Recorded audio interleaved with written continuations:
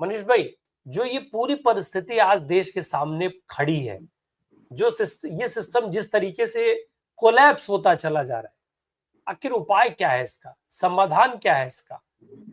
नरेंद्र मोदी चुप है, सरकार चुप है, सरकार में बैठा दल चुप है और सरकार के दल के साथी जो है गठबंधन के सारे लोग चुप है। क्या किसी को भी नहीं दिखता है कि बच्चे मर रहे हैं, किस तरीके की भगदड़ हो रही है? एक भी शब्द बोलने में क्या समस्या है? क्यों नहीं बोल पाते हैं? ये सब समाधान क्या है और क्यों नहीं बोल पाते हैं मनीष भाई? नहीं, देखिए, एक तो अगर आप समाधान की कोई शुरुआत की भी बात करेंगे तो अगर मान लीजिए कोई शुरुआत ही करनी है समाधान की, उस दिशा में बढ़ना है तो इस सरकार को ही जाना पड़ेगा। बेसिक बात ये है। मोदी जी के रहते अगर हम सोचें कि शिक्षा में कुछ हम सुधार कर लेंगे तो वो संभव नहीं। ऐसी ऐसी पॉलिटिकल इकोनॉमी ही तैयार की है इन्होंने। एक तरह से अमेरिकी जो पूंजी है, अमेरिकी लोग उसके उसके एजेंट के बतौर जो पूरी अर्थव्यवस्था को उस दिशा में ढकेला गया है जिस 10 सालों में, 15 सालों में, तो उसमें तो आप इनके रहते तो आप कर नहीं सकते हैं। पूरी शिक्षा को एक तरह से निजी खिलाड़ियों के हाथ में दे दिया है। और जो कह लीजिए कि पूरा परीक्षा प्रणाली और रोजगार के लिए भी परीक्षा, सब कुछ निजी हाथों में, जिनकी कोई जवाबदेही नहीं है असल में। यानी आप अगर कोई इस तरह का आप निजी कंपनियों को देते हैं तो उसके बाद वो सारा सारा सिस्टम उनके हाथ में, सारा कुछ तो आउटसोर्स कर रहे हैं वो। मैंने और जिनको आउटसोर्स कर रहे हैं उनकी कोई जवाबदेही नहीं। लोकतंत्र में तो यही सबसे बड़ी बात होती है। अगर वहां जवाबदेही न रहे और अगर संवाद न रहे और पारदर्शिता न रहे तो फिर लोकतंत्र बचेगा कैसे? बच ही नहीं सकता है। तो जवाबदेही के लिए आप निजी हाथों में जो ही जाते हैं तो जवाबदेही वहां पे ध्वस्त हो जाती है। आरएसएस के हाथों में जो जाते हैं आज जवाबदेही आपकी ध्वस्त हो जाती है। और पॉलिटिकल इकोनॉमी ऐसी बना ली है कि आप पूरे देश को संविदा पे ले जाना है, मतलब निजी हाथों में ले जाना है और सरकारी क्षेत्र को कम से कम संविदा पे ले जाना है। मतलब दो इनका आप देखेंगे कि पूरा एजेंडा है, ज्यादा से ज्यादा चीजों का निजीकरण करना और जो निजीकरण जहां नहीं कर पा रहे हैं वहां स्थायी रोजगार की जगह संविदा पे ले जाना। तो अब मान लीजिए अगर ये परीक्षाएं फेल हो रही हैं तो केवल करप्शन के चलते नहीं, पॉलिटिकल इकोनॉमी का हिस्सा है, केवल करप्शन नहीं है ये। मैंने उनको किसी भी एग्जाम को अपने अंतिम परिणाम तक नहीं पहुंचने देना, ये सरकार की ही मंशा है। इसीलिए आप देखेंगे कि पहले 10 में से 9 परीक्षाएं अपने परिणाम तक पहुंच जाती थी, एक परीक्षा 2 परीक्षा फेल होती थी, वो 180 डिग्री पलट गया। अब 10 में से 9 परीक्षाएं फेल हो जाती, तो फेल हो जाती हैं तो वो केवल करप्शन नहीं है, उसमें एक मॉडल है। आप कह लीजिए कि जो आने वाले समय के लिए जो इन्होंने अपना एक अर्थव्यवस्था तैयार जिस तरह से कर रहे हैं, एजुकेशन को जिस दिशा में ले जाना है, उस मॉडल के लिए ये बहुत अनिवार्य चीज है, जरूरी। इसीलिए आप देखेंगे कि एनटीए की कोई संवैधानिकता भी नहीं। आप ध्यान दीजिए, एनटीए क्या है? एनटीए कह लीजिए एक एनजीओ है। मैंने उसकी उसकी कोई स्वायत्तता नहीं है, कोई स्वतंत्रता नहीं है, कोई जवाबदेही नहीं। वो किसी संवैधानिक पहलू से उसके साथ जुड़ा ही नहीं हुआ। इतना बड़ा देश का भविष्य जिसके हाथ में है, जो पूरे देश का भविष्य तय करता है, जो जिसके हाथ में पूरी परीक्षा प्रणाली है, मैंने हिंदुस्तान में अगर उसका देखा जाए तो वो एक निजी संस्था के बतौर काम करती है।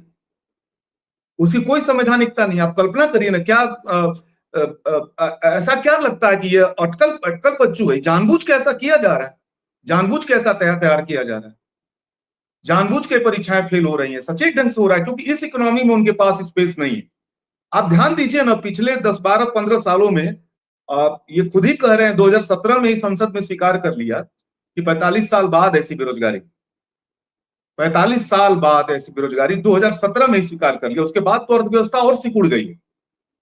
और अब कल्पना करिए आने वाले समय में ये अमेरिका के साथ जो असमान डील होने जा रहा है, उसके बाद तो भारत हमारा चाइना का डंपिंग ग्राउंड है, उसी तरह अमेरिका का डंपिंग ग्राउंड बदलेगा।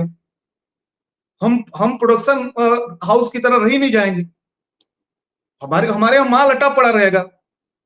हम जो है उत्पादक देश में रह नहीं जाएंगे। प्रोडक्शन हमारे पास होगा ही नहीं, कोई मैन्युफैक्चरिंग नाम की चीज ही खत्म हो जाएगी जो थोड़ी बहुत है उस दिशा में। तो अर्थव्यवस्था में आने वाले समय में इंप्लॉयमेंट कहां जनरेट करेंगे आप? कैसे करेंगे? तो मेरा ये कहना है कि आने वाले समय में तो और भयावहता आपको देखने को मिलेगी अगर ये सरकार रह गई तो। आने वाले समय में भयावहता बहुत माने इस लेवल पे है कि आप समझ लीजिए कि एक या तो कोई ताकतवर आंदोलन खड़ा होगा या चीजें एनार्की की तरफ बढ़ जाएगी। ये अलग बात है कि हमारा जो यूथ है वो उसने ज्यादा मैच्योरिटी दिखलाई, ज्यादा ज्यादा उसके अंदर जो लोकतांत्रिक विरासत उसके अंदर थोड़ी दिखी, बहुत ही संयमित आंदोलन की तरफ बढ़ा। वो बांग्लादेश की तरह नहीं गया, वो नेपाल की तरह नहीं गया, वो श्रीलंका की तरह नहीं गया। भारत का जेनजी जो है, भारत का यूथ जो है, भारत की जो विरासत है उसके साथ लग रहा है। उसका उसका उसका एक ये बच गई है चीजें उसके अंदर।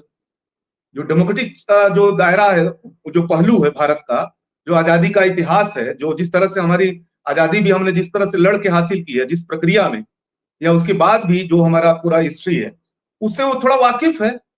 वो तमाम बहकावे के बावजूद, तमाम उत्सवामूलक कार्रवाइयों के बावजूद वो एनआरकी की तरफ नहीं गया। वो बेहद लोकतांत्रिक ढंग से लड़ा। तो मेरा ये कहना है कि इस सरकार के रामप्रकाश जी रहते अर्थव्यवस्था में कोई बदलाव और शिक्षा में कोई बदलाव ये असंभव है, ये एकदम मुश्किल है।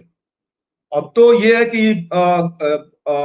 ये देश को अगर उसके किसी भी पहलू को बचाना है तो इस सरकार को ही हटाने की दिशा में देश की जनता को बढ़ना पड़ेगा। जी मनीष भाई, एक अंतिम टिप्पणी। जिस तरीके से हम बात सुधारों की तो कर रहे हैं, लेकिन इस सरकार की अगर नीयत ही नहीं रहेगी किसी भी, और फिर अगर नई सरकार बनती है, जो चूंकि आज सरकार में एक दल नहीं है, इतने सारे दलों को मिला करके सरकार बनी है, अलग अलग राज्यों में इनकी सरकारें हैं, सबकी नीयत एक जैसी है।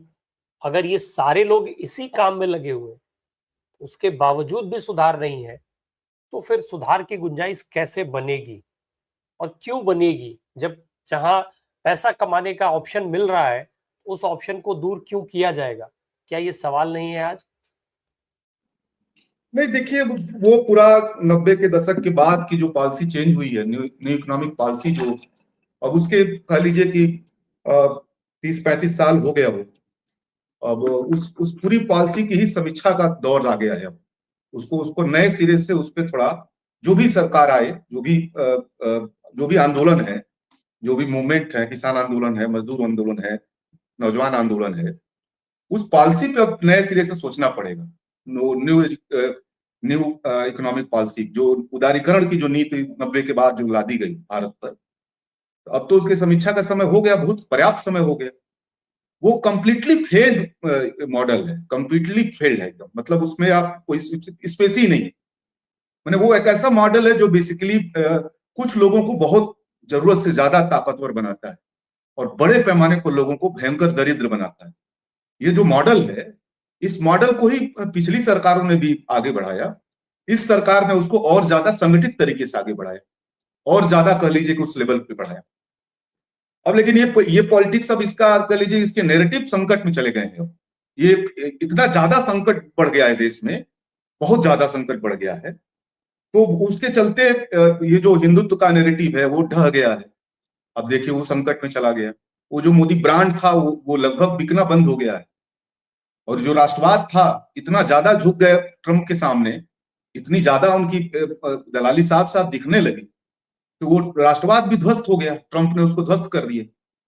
अब इस सरकार के पास कोई नैरेटिव नहीं है रामप्रकाश जी, कोई नैरेटिव विहीन है, पॉलिटिक्स विहीन ये सरकार है इस समय।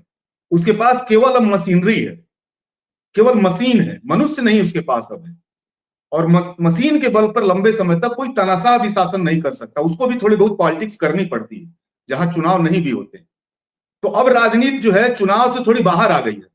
राजनीति थोड़ा अब सड़कों की तरफ आ गई है। विपक्ष को भी, जो पॉलिटिकल विपक्ष है, उसको भी थोड़ा ये सोचना पड़ रहा है कि केवल चुनाव के माध्यम से ऐसी सरकारों को नहीं हटाया जा सकता है। जन आंदोलन भी एक बड़ा माध्यम, वो अभी राजनीति का एक बड़ा पार्ट है, जिसको धीरे धीरे विपक्ष भूल गया। उसको इस जनजी आंदोलन ने फिर से उसको उसमें जान डाली है। बीच में किसान आंदोलन ने उसमें जान डाली।